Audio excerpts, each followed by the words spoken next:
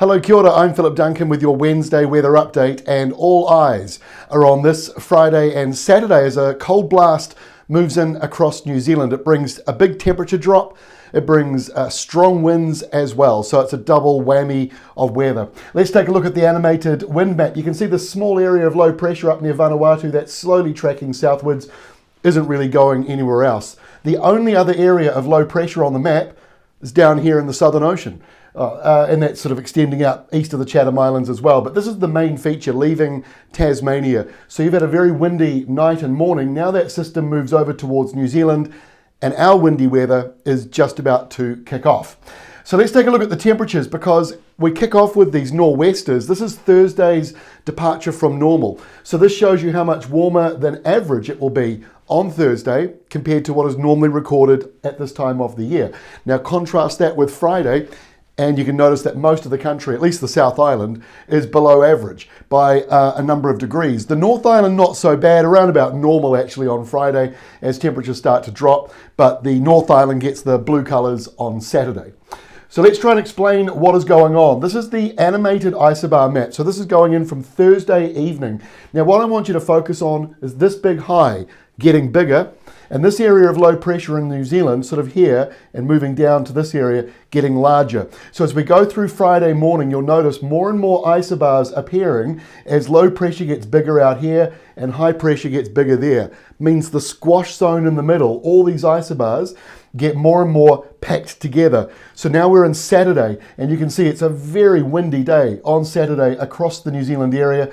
And finally, as we head in towards the end of Saturday, that high weakens just a little bit, grows back a wee bit, but really peaks at that point. So as we end here, this is Saturday night, 11 o'clock Saturday night.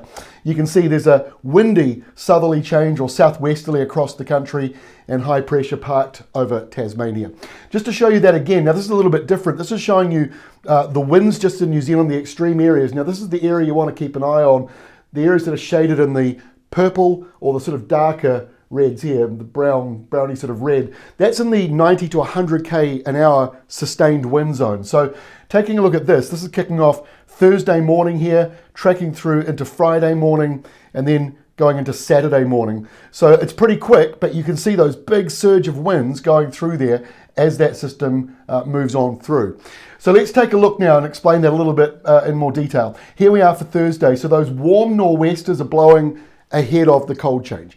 So that's the reason why Thursday is warmer than average in a number of areas. Rain bands moving up the western side of the country, whereas eastern areas don't look too bad. And then that blue line indicates the cold change coming in behind it. So by late morning, the lower part of the South Island's already feeling it. As we go into Friday, you can see that big southerly flow coming in from the Antarctic ice shelf. Remember, there's ice all around, the ice pack around the outer edges of Antarctica. So this southerly is coming off ice, or at least very close to it. And then as we go through Friday, that cold southerly goes all the way up the entire country and reaches Auckland and Northland into the later part of Friday.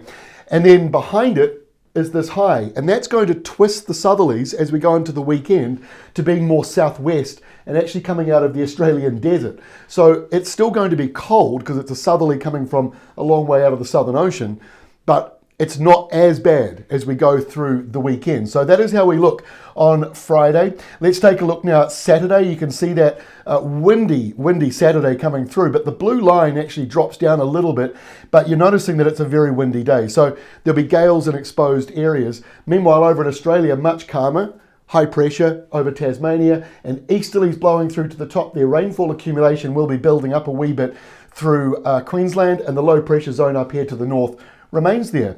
Now on Sunday, that low to the north is very weak. It's just driving in a little bit of wind and rain very locally in Vanuatu. The big high parked down over Tasmania keeps those easterlies going through on Sunday. And in the New Zealand area, the blue line drops further to the south as our airflow more and more comes out of this high near Australia. And a final map for Monday shows that high getting closer to New Zealand.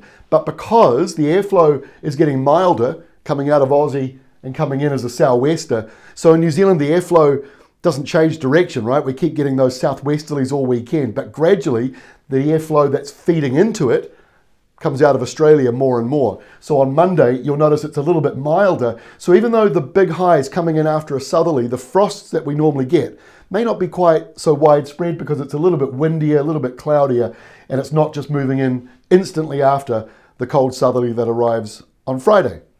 Well, there we go. There's a lot to cover. So if you're a little bit confused, just go to ruralweather.co.nz. There you can break it down into the wind, the rain, the temperatures, the feels like, all that stuff. You'll find right there. So please do check out Rural Weather. You can also find the hourly information at weatherwatch.co.nz. We'll be back tomorrow with our next update.